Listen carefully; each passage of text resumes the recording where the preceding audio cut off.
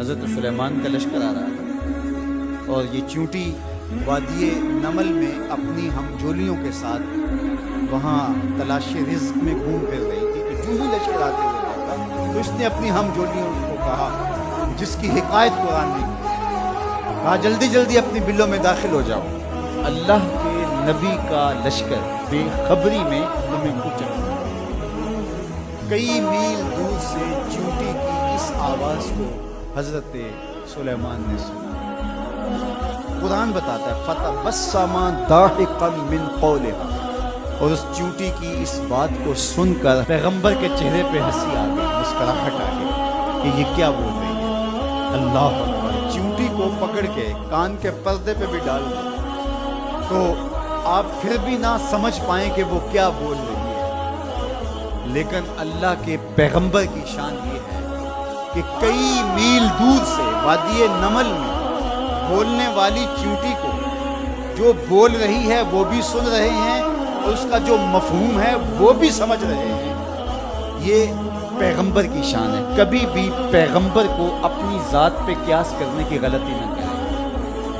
نہ پیغمبر ہمارے جیسا ہے نہ ہم پیغمبر جیسے۔ ایک شخص نے روزہ رکھ لیا تو گرمی تھی، چلاتی دھوپ تھی تو وہ بے ہوش ہو گیا، تو لوگ اس کو کپڑا تان کرتے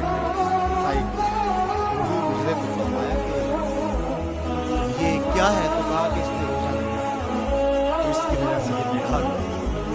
فرمایا کہ اس کو کس نے کہا تھا؟ مثال کو ایک روزے کے بعد پھر اسی پہ تسلسل کے ساتھ تو کہا حضور آپ بھی رکھتے ہیں، اس نے پھر دیکھ کے رکھا تو آقا کریم علیہ السلام فرمایا ایکم مثلی، تم میں سے میری مثل کون ہے؟ ایکم مثلی، تم میں سے میری مثل کون ہے؟ اور ایک دوسرے مقام پہ آقا کریم نے فرمایا لستو کہیاتکم، میں تمہاری طرح نہیں ہوں۔ کبھی کہا ایکم مثلی، تم میری طرح نہیں ہو، کبھی کہا میں تمہاری طرح نہیں ہوں۔ تو یہ غلطی کبھی نہیں کرنی چاہیے کہ اپنے آپ کو نبی پر قیاس کریں یا نبی علیہ السلام کو اپنی ذات پہ قیاس کریں۔ اللہ نے ان کو جو صلاحیتیں، جو شانیں، جو عظمتیں اور جو امتیازات عطا کیے ہیں وہ انہی کا خاص ہے۔ اللہ نے انہی کو ایک الگ شان اور الگ نرالی عظمت عطا فرمائی ہے جو انہی کا مقصود۔ اب چیونٹی کتنے میل دور سے اپنی ہمجولیوں سے بات کر رہی ہے۔ کوئی حدیث ہو تو ضعیف کہہ کر کے کوئی کہے کہ نہیں میں نہیں سے مانتا، آیت قرآنی فَتَبَسَّمَ ضَاحِكًا مِّن قَوْلِهَا، چیونٹی کی اس بات کو سن کر اللہ کا پیغمبر مسکرانے لگا کہ یہ کیا کہہ رہی ہے۔ اللہ اکبر۔ یار حضرت سلیمان علیہ السلام چیونٹی کی بات سنیں بھی اور جو وہ کہے اس کو سمجھیں بھی اور اس بات پہ مسکرائیں بھی اور چیونٹی بھی کئی میلوں پہ ہو، یہ شان اس پیغمبر کی ہے کہ جو مسجد اقصیٰ میں تیرے نبی کے پیچھے مقتدی بن کے کھڑا ہو۔ جب مقتدی کی سماعتوں کا یہ عالم ہے تو مقتدا کی سماعتوں کا عالم کیا ہوگا؟ اس لیے میرے اور آپ کے آقا و مولا نے ارشاد فرمایا جو میں دیکھتا ہوں وہ تم نہیں دیکھ پاتے، جو میں سنتا ہوں وہ تم نہیں سن پاتے۔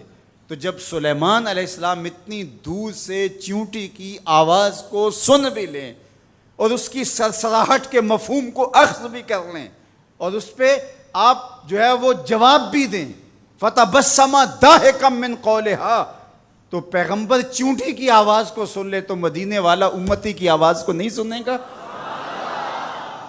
تو یہ شان ہے خدمت گاروں کی، سرکار کا عالم کیا ہوگا۔ اللہ نے شان عطا کی ہے، اللہ نے عظمت عطا کی ہے۔ اب اس چیونٹی کو امام راضی کہتے ہیں قیامت تک آنے والی چیونٹیوں کا سردار بنا دیا۔ کیوں؟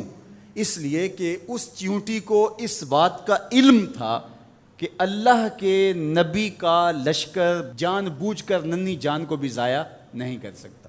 یہاں ایک لمحے کے لیے رکیے اور اس مفہوم کو اچھی طرح ذہن میں اتار لیجئے، اپنے اندر راسخ کر لیجئے۔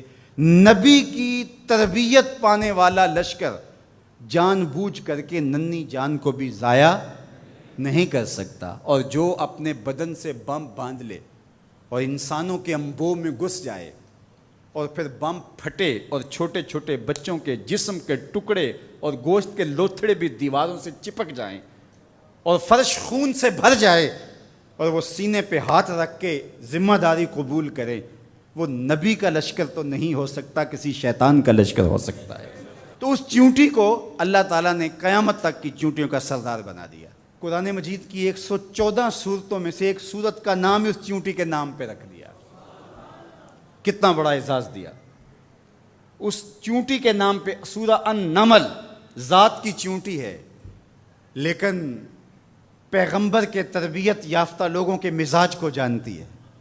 یار پیغمبر کی صحبت میں رہنے والوں کا کوئی مزاج آشنا بن جائے اور اس مزاج آشنائی کی وجہ سے اس کو عزت، پروٹوکول، تکریم اور قیامت تک آنے والی چیونٹیوں کی سرداری بخشی جاتی ہے، تو جو مزاج پیغمبر کا حامل ہے اس ابو بکر کی شان کا عالم کیا ہو، اس کی عظمتوں کا عالم کیا ہے۔ تو اس چیونٹی کو قیامت تک آنے والی چیونٹیوں کا سردار بنا دیا گیا۔ تو اس کی سرداری کا سبب اس کے یہ جاننے کی وجہ سے ہے کہ